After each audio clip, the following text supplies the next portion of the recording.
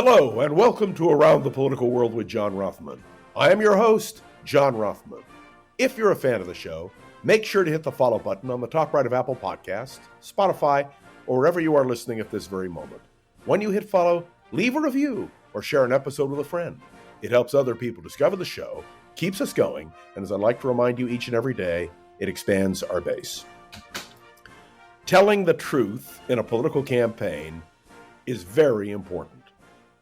And when I hear some say that we should lower our voices, that the rhetoric has become too excessive, I worry, because there are certain truths about Donald Trump and this campaign which need to be highlighted and understood.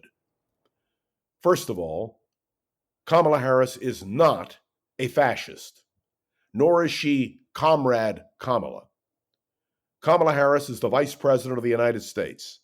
And she has served in the United States Senate as the Attorney General of California, as District Attorney of San Francisco. She is an honest, fair, competent person. You want to disagree with her, that's your privilege.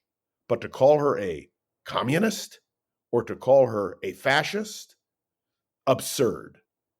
And I think Donald Trump needs to be called out on that.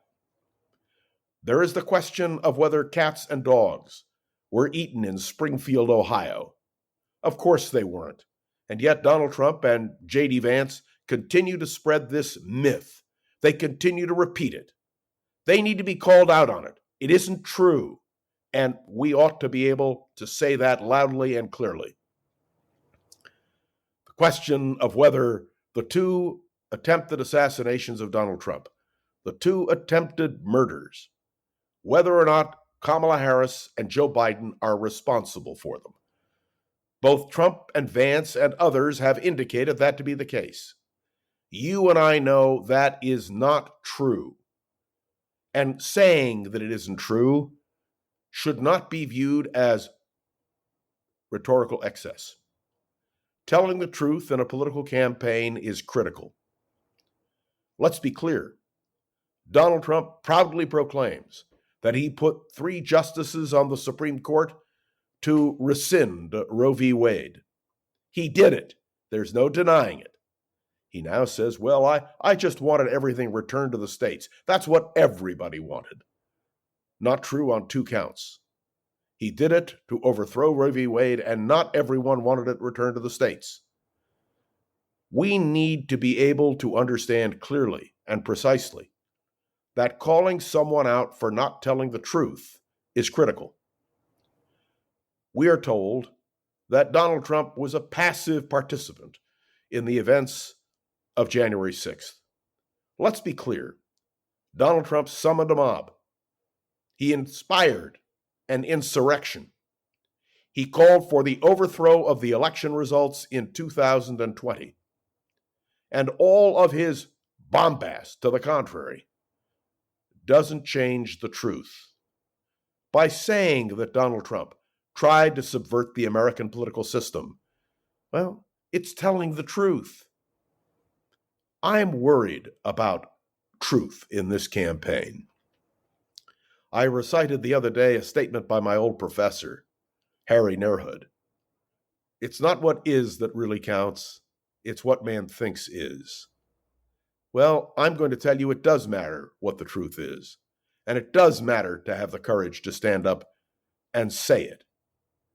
Let me understand clearly that what they are really asking for is that we not tell the truth, that we not expose Donald Trump and J.D. Vance for the kinds of things they are doing and saying. Quite the contrary. How do you judge a political campaign unless it is a matter of truth? So let me be absolutely precise with you. I want the truth to be told. Part of the truth is that Donald Trump is a danger to American democracy. Now, when we are told that by saying that, we inspire action against Trump, let me respond. Donald Trump is a threat to American democracy on so many levels. He's demonstrated it over and over again. And not to say that Well, that would be wrong. Now, some may call it incendiary language. I would say that the incendiary language is the language which Donald Trump and J.D. Vance have been using in recent days. I am in favor of telling the truth in a political campaign. I am in favor of trying to differentiate between hyperbolic language and the truth. But make no mistake, the case against Donald Trump is clear. Telling the truth about him is clear. I must make one other comment. Last night, Sarah Huckabee Sanders made the observation that Kamala Harris cannot understand because she's not a mother. Kamala Harris did not have children of her own, but she is a stepmother, and if you listen to what her stepchildren have to say, they adore her. For Sarah Huckabee Sanders and for the Republicans to suggest that Kamala Harris is not a legitimate expression of what a parent should be is absurd. And by the way, there's nothing you can do when you insult every step-parent in America, some of whom we all know are going to respond at the ballot box by voting against Donald Trump and voting for Kamala Harris. The fact is that the Republicans are trying to throw everything at Kamala Harris. By the way, they need to learn how to pronounce her name.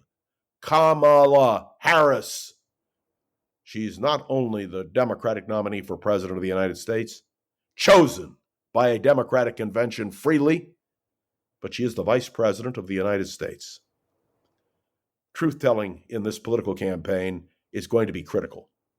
It's time to tell the truth. Donald Trump isn't fit to be president. I've listed only a few examples, but the case needs to be made freely and fairly. That's the truth, isn't it? One more thing. You know, Harry Truman was accused of giving him hell. They called him Give Him Hell Harry. And in the campaign of 1948, Harry Truman responded by saying he was accused of giving them hell. And he said, "I'm just telling the truth, and they think it's hell." That's what we must do in the case of Donald Trump. We must never be afraid to tell the truth. Thanks for tuning into another episode of Around the Political World with John Rothman. I am John Rothman. Make sure to follow along and let me know your thoughts on the show by leaving a review on Apple Podcasts and sharing an episode with a friend or colleague so we can continue to grow and expand.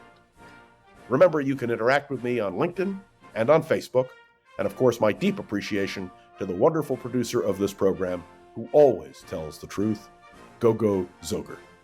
See you tomorrow for another episode of Around the Political World with John Rothman.